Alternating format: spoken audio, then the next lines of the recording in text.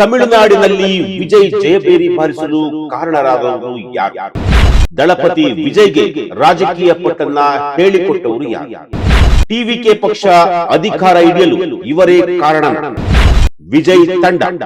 ನಮಸ್ಕಾರ ವೀಕ್ಷಕರೇ, supreme TV ನ್ಯೂಸ್ಗೆ ಸ್ವಾಗತ. ನಾನು ಅಶ್ವಥ್.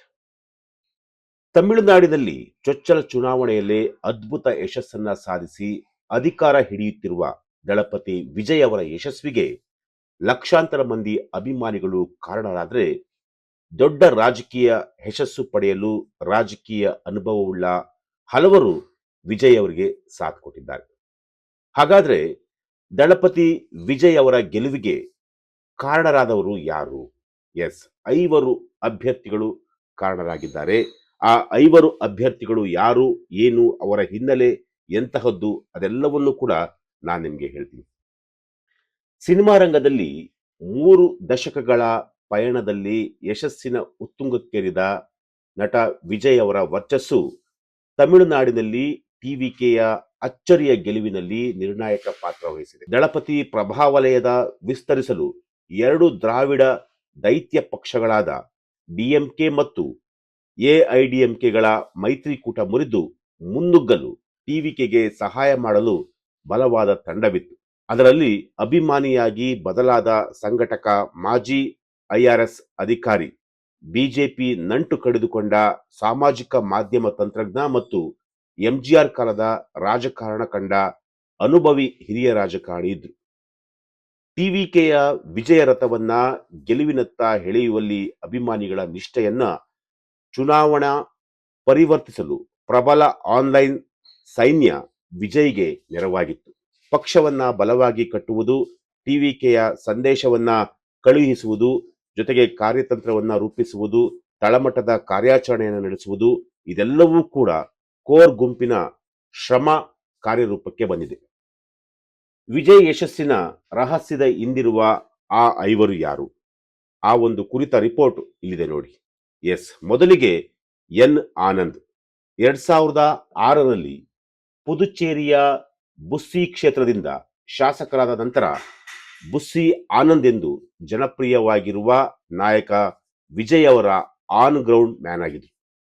ವಿಜಯ್ ಅವರನ್ನ ದಳಪತಿ ಎಂದು ಸಂಬೋಧಿಸುವ ಆನಂದ್ ಕಟ್ಟ ಅಭಿಮಾನಿಯಾಗಿ ವಿಜಯ್ ಅವರ ಅಭಿಮಾನಿ ಸಂಘ ವಿಜಯ್ ಮಕ್ಕಳ್ ಇಯಕಮ್ಮನ್ನ ಇಂದಿನ ಟಿವಿಕೆಯಾಗಿ ಪರಿವರ್ತಿಸುವಲ್ಲಿ ಪ್ರಮುಖ ಪಾತ್ರ ವಹಿಸಿದ್ರು. ವಿಜಯ್ ಪಕ್ಷದ ಹೆಸರನ್ನ ಘೋಷಿಸಿ ಪಕ್ಷದ ಧ್ವಜವನ್ನ ಪರಿಚಯಿಸಿದಾಗ ಅವರ ನಿಷ್ಠೆ ಎದ್ದು ಕಂಡಿತು. ಈ ವೇಳೆ ಭಾವುಕರಾಗಿದ್ದ ಆನಂದ್ ಅವರು ವಿಜಯ್ ಪಕ್ಷದಲ್ಲಿ ಆನಂದ ಬಾಷ್ಪ ಸುರಿಸುತ್ತಾ ಎಲ್ಲರ ಗಮನವನ್ನ ಸೆಳೆದಿದ್ರು. ಪಕ್ಷದ ಪ್ರಧಾನ ಕಾರ್ಯದರ್ಶಿಯಾಗಿ ಈ ಚುನಾವಣೆಯಲ್ಲಿ ಟಿ ನಗರ ಕ್ಷೇತ್ರದಿಂದ ಭರ್ಜರಿ ಗೆಲುವನ್ನ ಕೂಡ ಸಾಧಿಸಿದ್ದಾರೆ. ಎಂಬಿಬಿಎಸ್ ಪದವಿ ಪಡೆದ ಮಾಜಿ ಐಆರ್ಎಸ್ ಅಧಿಕಾರಿ ಅರುಣ್ ರಾಜ್. ಟಿವಿಕೆಗೆ ಆಡಳಿತಾತ್ಮಕ ಪರಿಣಿತಿ ರೂಪವನ್ನ ಕೊಟ್ಟಂತಹವರು ಅರುಣ್ ರಾಜ್. ತೆರಿಗೆ ದಾಳಿಗಳು ಮತ್ತು ತನಿಖೆಗಳನ್ನ ನಿರ್ವಹಿಸುವಲ್ಲಿ ದಾಖಲೆ ಹೊಂದಿರುವ ಅರುಣ್ ರಾಜ್ ವಿಜಯ್ ಅವರ ರಾಜಕೀಯ ಪ್ರಯಾಣದಲ್ಲಿ ಸೇರಲು ಸ್ವಯಂ ನಿವೃತ್ತಿ ಪಡೆದಿದ್ರು. ಟಿವಿಕೆಯ ಪ್ರಮುಖ ನಾಯಕರಾಗಿ ವಿಜಯ್ ಅವರ ಸ್ವತಂತ್ರ ರಾಜಕೀಯ ನಿಲುವು ತಮ್ಮನ್ನ ಆಕರ್ಷಿಸಿತ್ತು ಅಂತ ಹೇಳಿ ಅರುಣ್ ರಾಜ್ ಅವರು ಹೇಳಿಕೊಂಡಿದ್ರು. ಈ ಚುನಾವಣೆಯಲ್ಲಿ ತಿರುಚೆಂಗಗೋಡ್ನಿಂದ ಅವರು ಕೂಡ ಗೆಲುವನ್ನ ಸಾಧಿಸಿದ್ದಾರೆ. ಇನ್ನು 3ನೇ ವ್ಯಕ್ತಿ, ಟಿವಿಕೆಯ ಡೇಟಾಜಾರ್ ಮತ್ತು ಸಾಮಾಜಿಕ ಮಾಧ್ಯಮ ತಜ್ಞ. 2025ರಲ್ಲಿ ಟಿವಿಕೆಗೆ ಸೇರುವ ಮೊದಲು ಬಿಜೆಪಿಯಲ್ಲಿ ಪಟ್ಟುಗಳನ್ನ ಕಲ್ತಿದ್ರು. ಅವರ ಹೆಸರು ನಿರ್ಮಲ್ ಕುಮಾರ್ ಅಂತೇಳಿ. ನಿರ್ಮಲ್ ಕುಮಾರ್ ತಮಿಳುನಾಡಿನಲ್ಲಿ ಬಿಜೆಪಿಯ ಡಿಜಿಟಲ್ ಉಪಸ್ಥಿತಿಯನ್ನ ರೂಪಿಸಲು ಸಹಾಯ ಮಾಡಿದರು. ಅಷ್ಟಕ್ಕೂ ಆಗಿನ ರಾಜ್ಯಾಧ್ಯಕ್ಷ ಅಣ್ಣಾಮಲೈ ಅವರೊಂದಿಗೆ ಭಿನ್ನಾಭಿಪ್ರಾಯ ಉಂಟಾಗಿ ಬಿಜೆಪಿಯನ್ನು ತೊರೆದು ಎಐಡಿಎಂಕೆ ಸೇರಿಕೊಂಡಿದ್ರು. ಟಿವಿಕೆಯಲ್ಲಿ ನಿರ್ಮಲ್ ಅವರು ಸಮೀಕ್ಷೆಗಳು, ಮತದಾರರ ದತ್ತಾಂಶ ಮತ್ತು ಬೂತ್ ಮಟ್ಟದ ವಿಶ್ಲೇಷಣೆಯ ಮೇಲೆ ವಿಶೇಷ ಆಸಕ್ತಿ ವಹಿಸಿ ಕೆಲಸ ಮಾಡಿದ್ರು. ಟಿವಿಕೆ 30% ಮತಪಾಲನ್ನ ಪಡೆಯುವ ವಿಶ್ವಾಸವನ್ನು ಕೂಡ ಹೊಂದಿದ್ರು.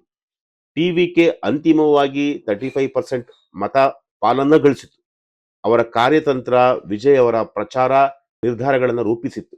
ತಿರುಪರಂ ಕುದುರಿಂದ ಗೆಲುವನ್ನ ಸಾಧಿಸಿದ್ದಾರೆ ನಿರ್ಮಲ್ ಕುಮಾರ್ ಅವರು.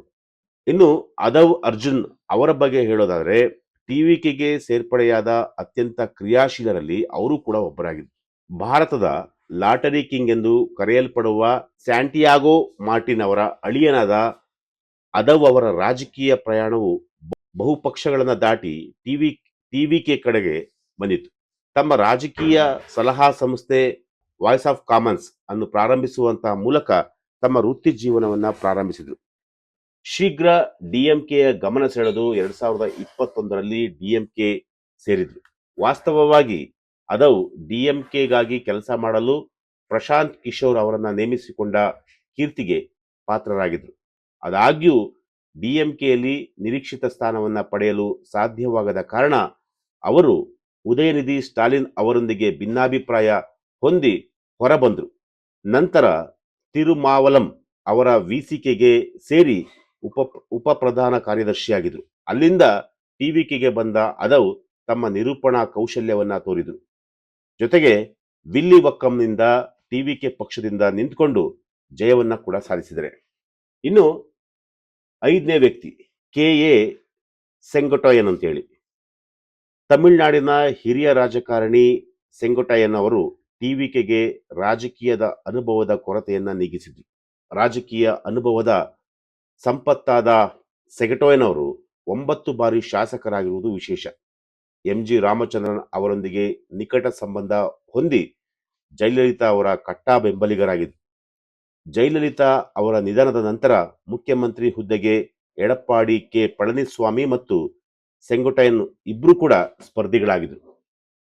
ಶಶಿಕಲಾ, ಟಿಟಿವಿ ದಿನಕರನ್ ಮತ್ತು ಓ ಪನ್ನೀರ್ ಸೆಲ್ವಂ ಅವರನ್ನ ಮತ್ತೆ ಪಕ್ಷಕ್ಕೆ ಸೇರಿಸಿಕೊಳ್ಳದ ನಂತರ ಪಳನಿಸ್ವಾಮಿ ಜೊತೆಗಿನ ಭಿನ್ನಾಭಿಪ್ರಾಯದಿಂದಾಗಿ ಸೆಂಗೊಟ್ಟಯ್ಯನ್ ಅವರು ಎಐಎಡಿಎಂಕೆ ಪಕ್ಷವನ್ನ ತೊರೆಯಬೇಕಾಗಿತ್ತು. ಪಕ್ಷದಿಂದ ಬೇರ್ಪಟ್ಟ ನಂತರ ಅನುಭವಿಯಾದ ಅವರು 2025ರಲ್ಲಿ ಟಿವಿಕೆ ಪಕ್ಷವನ್ನ ಸೇರಿದರು. ವಿಜಯ್ ಅವರ ಮಾರ್ಗದರ್ಶಕ ಶಕ್ತಿಯಾಗಿದ್ರು.